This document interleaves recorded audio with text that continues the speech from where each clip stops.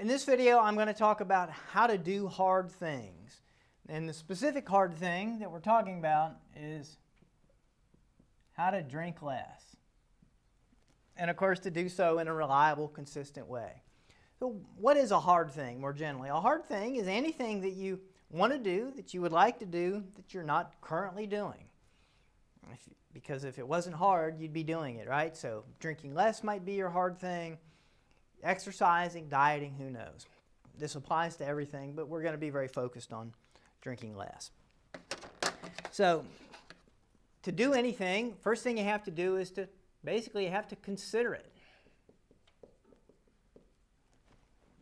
Pretty obvious. And if you consider it long enough, you'll get to a point where you're ready to try it. So drinking less, got to a point where you're thinking, oh, my life might be better if I drank less. Let me try it. Maybe you'll succeed on the first try. And that'd be a great thing. And it wasn't a very hard thing, but that's okay. Now you're doing this thing that you want to be doing.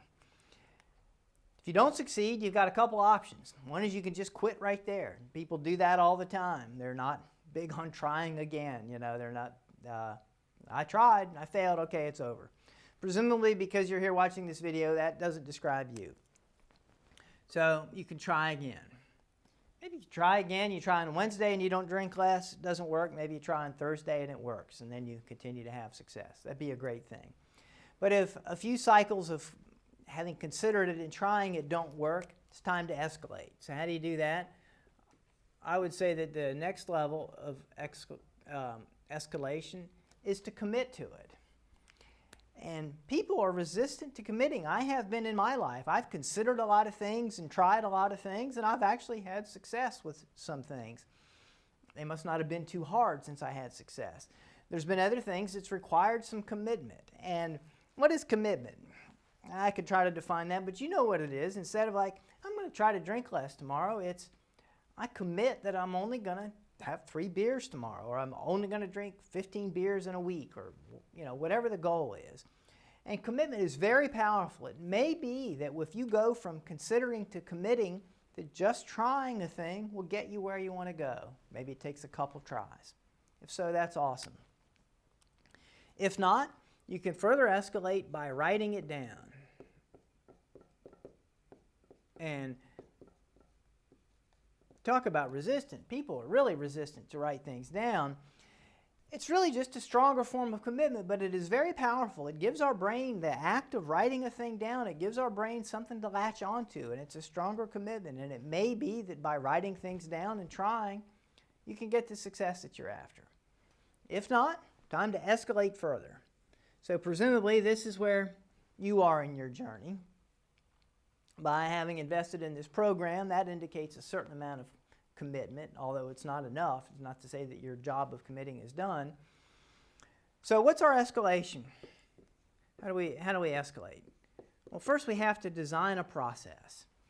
So we have to try to understand a little bit about this thing we're trying to do, figure out what the obstacles and impediments are, and design some steps we can take to get through those obstacles, around them, over them, and or to teach ourselves the skills that will let us do that. So I have done that. I have designed a process. And for example, a big part of that process is the drink plan.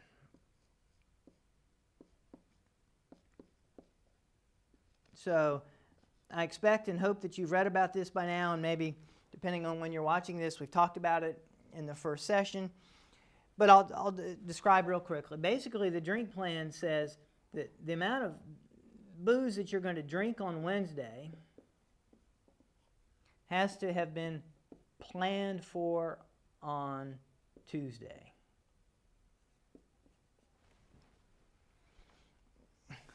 In our efforts to consider drinking less and trying, typically we have left things up to the Wednesday night version of Greg, who's faced with that 6-pack of good beer in the refrigerator, feels a little frazzled from the end of his rough day at work, and consistently drinks more than you want to, more than he should. So he's not all that reliable in this context yet. But the version of you or of me, let's say, on Tuesday that's thinking about drinking on Wednesday is probably a little more on the ball. He's got a different perspective that considers your long-term goals, to lose weight, to improve your relationship, to be more present with your kids, whatever that is. So we want to take some of the power away from unreliable Wednesday drinking guy and put it in the hands of reliable, thoughtful Tuesday planning guy. That's what the drink plan does. It's not coincidental, and I've emphasized this, and I will every time, that for the drink plan to really work, it has to be written down because of the power of that. So we've got our process here. We have to then, there's really two steps. First, we have to implement the process, and then we have to execute it. So what does this mean? Implement is we have to actually make the plan. Sounds pretty obvious, but I have seen in some of my clients, and you may find for yourself, it's not as easy as it seems. And then we have to follow the plan.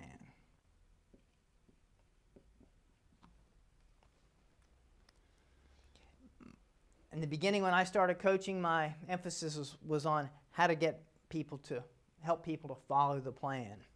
But I realized that first we got to get them to make the plan, and that's not so easy. It's just human nature. It's just not natural for us to start doing things, especially things that are hard, that have some emotional baggage around them. It's just not that easy. It's not even easy to decide that I'm going to touch my toes every night before bed 5 times and to follow through on that. It's just how we are. It takes, we don't just decide to do a thing and do it on the regular. And that's probably the main goal of the video, is for you to recognize that. And so to be a little bit kind to yourself when you don't fully implement the plan right away, but also to give you a head start and maybe just implement it. Don't take it lightly and make it happen. But you may not. And so any sort of how to do hard things process has to involve designing a process, implementing it, executing, and then troubleshooting.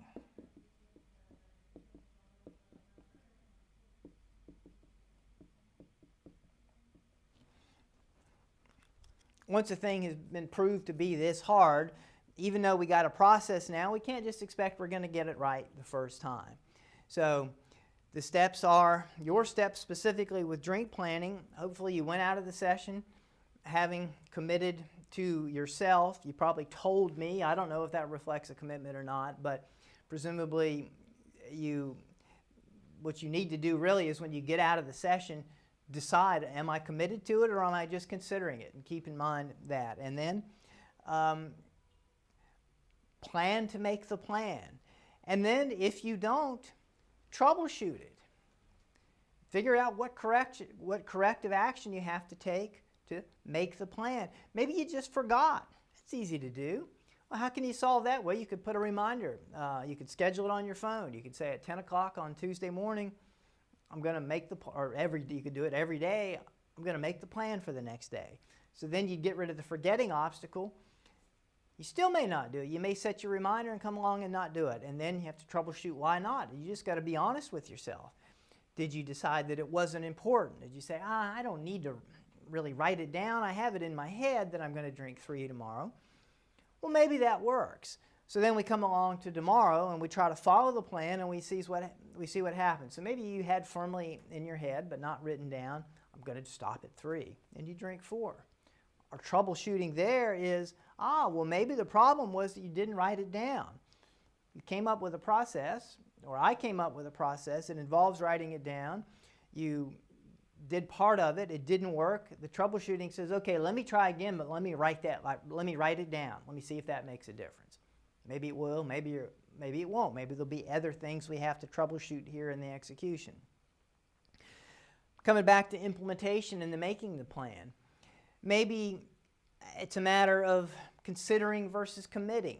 Maybe you thought you'd consider it, but now you have to commit to it. Let's see if that happens. Maybe you have to go so far as to write down your commitment to do planning every day. If you have to, that's okay. Troubleshooting, that's what that tells you to do. Troubleshooting also inherently is a matter of applying curiosity to the situation, not judgment. So if you don't make a plan and you look back at yourself and say, oh man, what a loser I am, see, I can't do anything right, that is not troubleshooting. That's not going to give you the information you need to solve the problem, and it's going to create that shame loop that if we haven't talked about already, we will, that makes it even harder to do the thing. Maybe you are afraid to fail, and so the troubleshooting is to face the fact that I'm afraid of what it means to make a plan and fail. And so the troubleshooting is that we talk about that in the next coaching session. So you're honest with yourself about why you don't make the plan. And then we apply the same process to the execution. Let's say you get to a point where, or maybe some days of the week you made a plan and you didn't follow it. Well, we can look at what went wrong. And the beauty of the plan, I want to say things in general, we can't even solve the hard thing of drinking less generally, of I drink too much, or of procrastination, or maybe there's ways that you relate with your kids or your wife that you don't like and you want to change your behavior, and you say, oh, I'm mean to my kids. That's not a thing we can solve.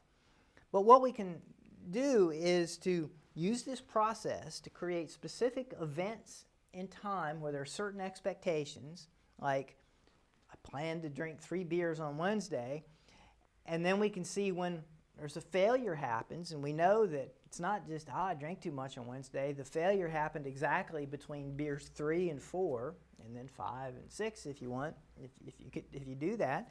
We can say, what happened then? Can we troubleshoot and solve the problem of why I drank too much beer, why I drank that 4th beer on Wednesday, even though I had planned accordingly. And again, troubleshooting involves bringing curiosity to it. What were the thoughts? What were the justifications? What were the surrounding conditions that made me do it?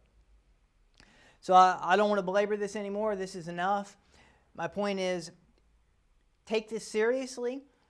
If you'll go into this with this mindset that considering may not be enough and that committing is what you need to do to get the job done, and you'll apply this to both implementation and execution, you'll write things down, we can make quick progress, we can get moving on this, we can have you making real changes in your life sooner than later. And I think that's a good thing.